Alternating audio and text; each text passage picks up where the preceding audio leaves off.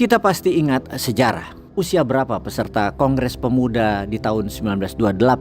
Berapa usia para pejuang yang memerdekakan Indonesia, yang kemudian menjabat sebagai pejabat di Indonesia, yang juga membuat Undang-Undang 45. Semuanya rata-rata usianya di bawah 40 tahun.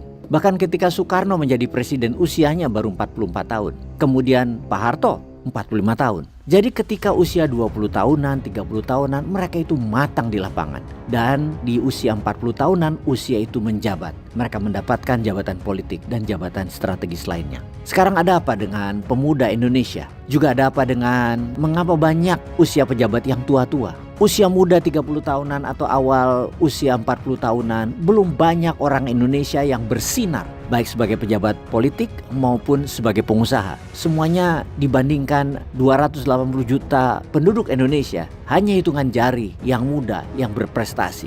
Mengapa matangnya lama sekali di Indonesia kali ini? Apakah itu menyebabkan di dunia ini juga lebih banyak orang tua yang menjadi pemimpin?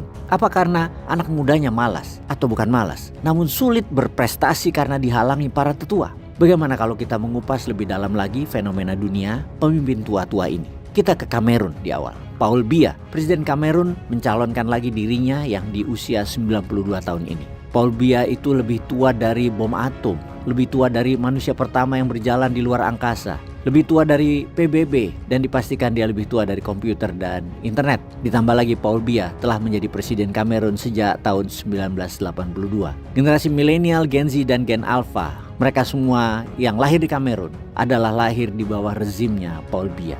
Kemarin dia mendaftarkan diri untuk 7 tahun ke depan menjabat presiden, yang pemilu itu sendiri akan diadakan pada bulan Oktober tahun 2025 ini. Kalau dia menang, dia akan menjadi presiden Kamerun hingga usia 99 tahun. Bisa dikatakan ini bukan hanya ambisi pastinya. Ini bukan pelayanan atau serve. Ini adalah manusia yang haus kekuasaan.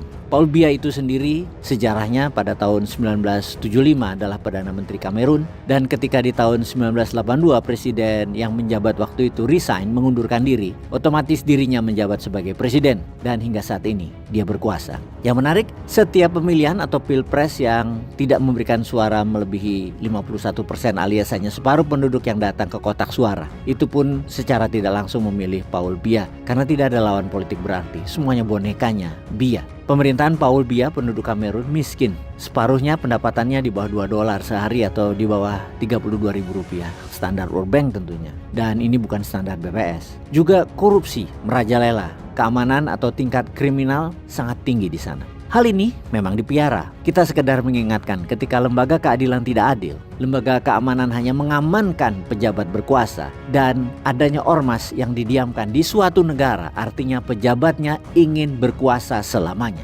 Perhatikan saja di mana-mana, kemiskinan rakyat itu artinya penguasanya akan itu-itu saja dan selamanya dia-dia saja. Bagaimana Paul Biya bisa berkuasa selamanya? Selain mengerjakan semua yang disebut di atas yaitu membuat rakyat selalu miskin, Paul Biya mengendalikan KPU-nya Kamerun. Semua diatur sesuai dengan kemauan kelompoknya, kemauan sekutunya, dan dirinya tentunya. Dari awal sudah diset oleh lembaga survei dan hasil pemilihan itu disesuaikan dengan hitungan lembaga survei. Apa yang jadi masalah di Kamerun saat ini? Karena jumlah penduduknya rata-rata muda, karena yang tua banyak yang mati kecuali pejabat yang punya uang untuk sehat. Maka pemilu kali ini, pemilihnya rata-rata penduduk Kamerun 60% di bawah 25 tahun, masih sangat muda. Ternyata hasil survei lembaga internasional, generasi muda tidak suka Paul Biya. Mereka mau perubahan. Jadi apa yang dilakukan oleh pemerintah Kamerun? Memainkan sosial media secara masif dan mengarahkan opini masyarakat dengan berita positif akan diri Paul Biya, dan hal ini tampaknya berhasil untuk dirinya berkuasa lagi untuk selamanya di Kamerun. Semua itu semodel di negara Afrika lainnya. Banyak forever leader di Afrika itu. Misalnya Robert Mugabe itu berkuasa lama dari tahun 1980 hingga 2017. 37 tahun uninterrupted, tidak terputus dia berkuasa.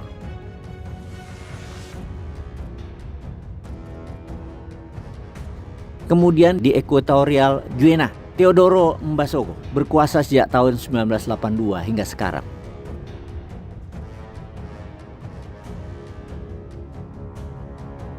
Uganda juga sama, Yoweri Museveni berkuasa dari tahun 1986 hingga saat ini.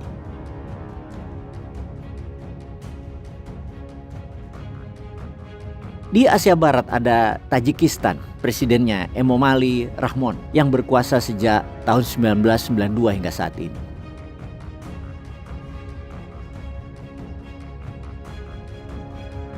Di Eropa Timur, di Belarusia, Alexander Lukashenko berkuasa sejak 1994 hingga saat ini.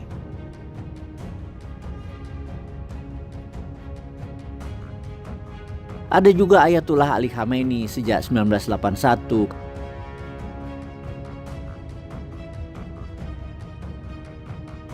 Kemudian juga Erdogan yang sudah 22 tahun berkuasa di Turki, Putin sudah berkuasa lebih dari 25 tahun di Rusia. Dan kalau Anda berkuasa sedemikian lama, sudah dapat dipastikan bahwa Anda sudah tua. Yang tertua nomor 1 adalah Paul Biya 92 tahun. Yang kedua tertua adalah Presiden Palestina Mahmud Abbas berusia 89 tahun.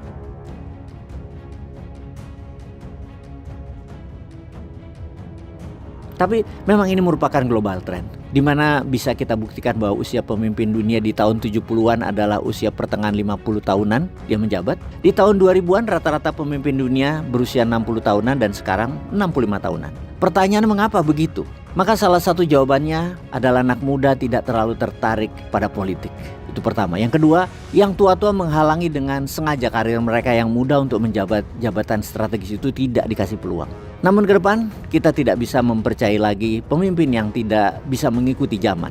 Ini kita bicara dunia secara global ya. Anak muda tidak terwakili dunianya. Kita terlalu sering hidup di masa lalu jadinya dengan kepemimpinan yang berusia tua atau dia berusia muda jabatannya atau usianya tetapi terbelenggu dan mengikuti maunya tetua-tetua. Pilihannya adalah menyadarkan yang tua-tua itu untuk bisa menerima pemikiran progresif ke depan atau ganti yang muda-muda melalui sistem regenerasi di partai dan sistem pemerintahan. Apapun itu, bagaimana komentar sobat tentang hal ini? Peace.